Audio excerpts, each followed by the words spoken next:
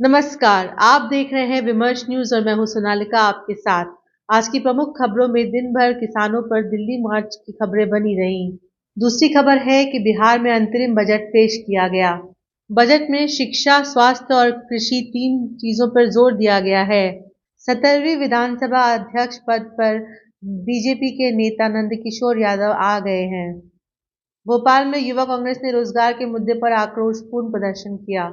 Police ने जाड़े के मौसम पे उन युवाओं पर पानी के फव्वारे फेंके।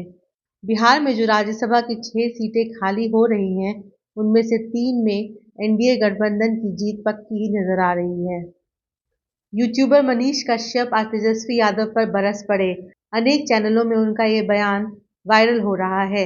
मनीष कह रहे हैं कि उनकी कुर्की जब्त करने वालों की कुर्की जब्त होकर रहेगी। राहुल गांधी ने पैदल मार्च के दौरान कहा कि किसानों को एमएस स्वामीनाथन आयोग के तहत समर्थन राशि मिलनी चाहिए।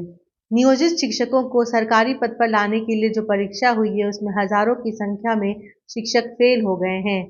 ये शिक्षक हजारों की संख्या में पटना पहुंचे हैं। नियोजित शिक्षकों के प्रोटेस्ट को देखकर सरकार ने कहा है कि वो अभी ये ना मान लें कि उन्हें सरकारी दर्जे से हटा दिया गया है। सरकार किसानों के जमा होने के विरोध में है। दिल्ली में धारा 144 लगा दिया गया है। सरकार इनको दिल्ली आने का रास्ता देने की जगह रोक रही है। सरकार ने इन लोगों के साथ दुश्मन जैसा बर्ताव कर रखा है। इनको रोकने के लिए खंडकें खोद दी गई हैं, सड़कों पर कीलें बिछा दी गई हैं। इन सब के बावजूद सरकार बैकफुट पर है। आज दोपहर ठीक 12 बजे से शंभू बॉर्डर पर आंसू गैस के गोले दागे जाने लगे हैं। गैस के गोले ऊपर से ड्रोन से भी बरसाए जा रहे हैं। भारी गोलाबारी हुई है। शंभू बॉर्डर पंजाब की तरफ लगता है। आज के युग में लंबे और लगातार चलने वाले इस किसान आंदोलन का यह दूसरा फेज है। किसानों के इस विरोध को कुचलने के लिए सरकार ने दावा किया है कि ड्रोन इस्तेमाल किया जा रहा है। जब 3 कृषि कानून सरकार ने वापस ले लिया था, तभी ये घोषणा की थी कि किसानों की मांगों पर विचार करेंगे। सरकार ने 2020 से चुप्पी रखी और आज बैकफुट पर जाकर बहाने बना रही है। मुख्य मांगों को जानते हैं। किसान आंदोलन की पहली मांग है कि एमएसपी को कानून बनाया जाए। किसान उस रिपोर्ट का जिक्र कर रहे हैं जो नरेंद्र मोदी ने गुजरात का मुख्यमंत्री रहते हुए दिया था। मांग कर रहे हैं कि किसानों पर से मुकदमे हटाए जाएं। स्वामीनाथन आयोग की रिपोर्ट के आधार पर कृषि सुधार के कार्यक्रम लागू किए जाएं तथा एमएसपी की दर निर्धारित की जाए। किसानों के सारे कर्ज को माफ़ किए जाएं। किसान आंदोलन में जो मौतें हुई हैं, उन लोगों को मुआवजा दिया जाए। लखीमपुर खीरी में गाड़ी से जिन किसानों को कुचला गया, दोषी मंत्री पुत्र को वो सज़ा दिलवाया जाए। गृह राज्य मंत्री इस्तीफा दें। खेती किसानी के लिए बिजली के मीटर संबंधी भी मांग है। उप मुख्यमंत्री विजय सिन्हा को दायित्व के अनुसार नीलम देवी अनंत सिंह के मकान से उनकी सुरक्षा में विधानसभा लाई गई। 12 तारीख के बाद 13 तारीख को अंतरिम बजट पेश किया गया। बिहार में परंपरा है कि अंतरिम बजट से एक दिन पहले सालाना सर्वेक्षण रिपोर्ट भी प्रस्तुत किया जाता है। यह काम बजट के अंदर ही पूरा कर लिया गया। सत्ता पक्ष और विपक्ष का ध्यान जून 2025 तक के लिए बनाया जा रहे इस अंतरिम बजट पर नहीं रहा। शिक्षकों की बहुत अधिक बहाली हो रही है और स्कूलों में सुधार हो रहा है, इसलिए इस बजट का ध्यान मुख्य रूप से शिक्षा पर रहा। इसके अलावा कृषि क्षेत्र पर भी कुछ ध्यान रहा। बजट प्रस्ताव के साथ ही आर्थिक सर्वेक्षण में ये दावा किया गया कि सरकार ने 2 करोड़ परिवारों को गरीबी से बाहर निकाला है। इसके साथ जाति जनगणना में ऐसे 1 करोड़ लोग पहचाने गए हैं जिन परिवारों की प्रति माह आमदनी रुपये 6,000 यानी पूरे परिवार की दैनिक आमदनी मात्र 200 रुपये है। इस तरह 3 करोड़ गरीब परिवार हुए। इन परिवारों को प्रति परिवार 5 सदस्य संख्या से गुना किया जाएगा तो यह कितनी बड़ी संख्या होगी। सामान्य अंकगणित से भी यह संख्या बिहार की कुल आबादी से ज़्यादा होगी। बजट और आर्थिक सर्वेक्षण के आंकड़ों को जोड़कर कह सकते हैं कि अभी से 2 साल पहले बिहार में गरीब लोगों की संख्या 15 करोड़ थी, जबकि कुल आबादी सिर्फ 13 करोड़। एक समीक्षा हम फिर प्रस्तुत करेंगे। आप कमेंट बॉक्स में हमारे इन वीडियो की समीक्षा कर सकते हैं। किसी भी गरीब राज्य की तरक्की के पहले सरकार की सूचनाओं की जागरूक नागरिक समीक्षा जरूरी है। भाजपा के वरिष्ठ राजनेता नंदकिशोर यादव अगले विधानसभा अध्यक्ष होंगे। नंदकिशोर यादव ने आज अपना नामांकन दाखिल कर दिया है। इस मौके पर सीएम नीतीश कुमार, दोनों उप मुख्यमंत्री सम्राट चौधरी और विजय सिन्हा मौजूद रहे। बिहार में एनडीए सरकार बनाने के बाद अवध बिहारी चौधरी अविश्वास प्रस्ताव के खिलाफ बहुमत हासिल नहीं कर पाए थे। पद से हटाए जाने के बाद बीजेपी की तरफ से नए स्पीकर के रूप में नंदकिशोर यादव के नाम पर मुहर लग गई है। बताते चले कि नंदकिशोर यादव प्रदेश की राजनीति में जाना पहचाना चेहरा है। रात में तेजस्वी के घर में पुलिस घुसी और चेतन आनंद को साथ लेकर आई। इस तरह चेतन आनंद का उनके ही दल ने अपहरण कर रखा था। बस एक रिक्वेस्ट किया था कि एक बार जा करके हमको परिवार में देखने दीजिए कि मामला क्या है, क्यों ऐसा कंफ्यूजन हो रहा है।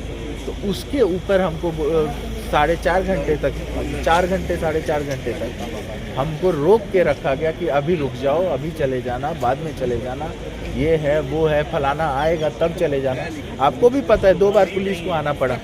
एक बार तो हमको पता ही नहीं चला क्या हुआ। दूसरे बार जब हमको रियलाइज़ हुआ तो हमने उनको बताया कि एटलीस्ट हमको घर जा कर के पता करने के लिए मामला क्या है। तो जब दूसरे बार हम आग्रह किए उसके बाद भी हमको नहीं जाने दिया गया, तो हम समझ गए इन लोगों को मेरे ऊपर ट्रस्ट की कमी है। तो जहाँ पर ट्रस्ट की कमी होती है वहाँ पर आदमी सांस नहीं ले सकता। आज बिहार के यूट्यूब के भरी व्यू वाले चैनल कल फ्लोर टेस्ट के खेल की समीक्षा कर रहे थे।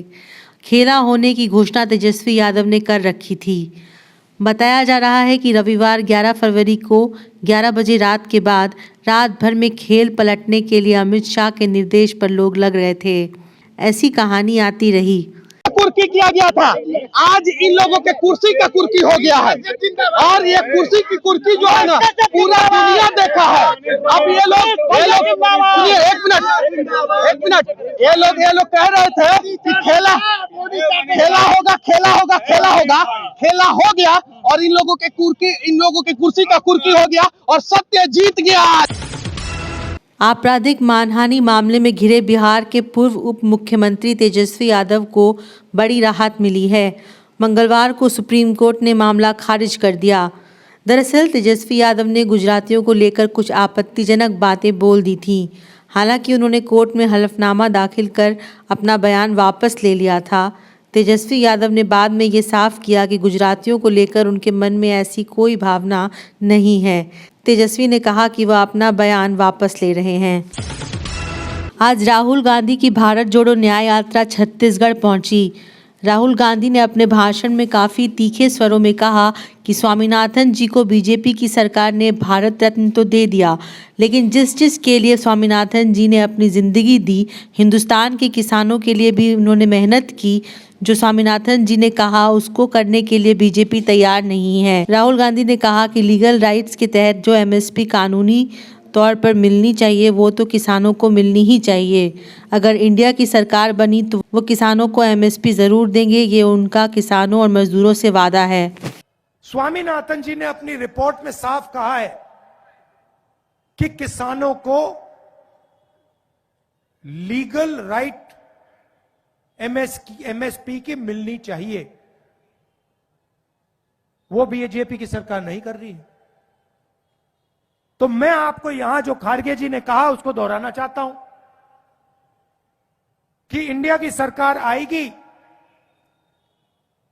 तो हम एमएसपी की गारंटी हिंदुस्तान के किसानों को देंगे। जो स्वामीनाथन रिपोर्ट में लिखा है वो हम पूरा करके आपको दे देंगे। बहुत परीक्षा दे चुके हैं, 4-5 में दक्षता दिए, टेट दिए और इन सर्विस ट्रेनिंग कराई सरकार ने। और ये आज 20 साल सेवा करने के बाद भी परीक्षा थोप रही है। कितना बार परीक्षा? एक समय होना चाहिए कि अब परीक्षा नहीं, एक नियम बनना चाहिए। बार बार नियम चेंज कर रही है कि हम सभी शिक्षक पहले से ही टीईटी बीपीएससी के द्वारा पास किए हुए हैं और उन्हीं के तंत्र के द्वारा हम लोग दक्षता परीक्षा पास कर चुके हैं। कई बार हम लोगों से परीक्षा ली जाएगी, इस बात की हम लोगों की नाराजगी है। दूसरी नाराजगी है कि आप कहते हैं कि 3 ऑप्शन दीजिए, 3 जिला का यह फरमान सिर्फ शिक्षकों पर ही लगाया जाता है और विभाग में नहीं। और यह सक्षमता परीक्षा खाली शिक्षकों का लिया जाएगा और विभाग के किसी को नहीं लिया जा रहा है। अब सारे विभाग का सक्षमता परीक्षा लीजिए, हम लोग भी देने के लिए तैयार हैं।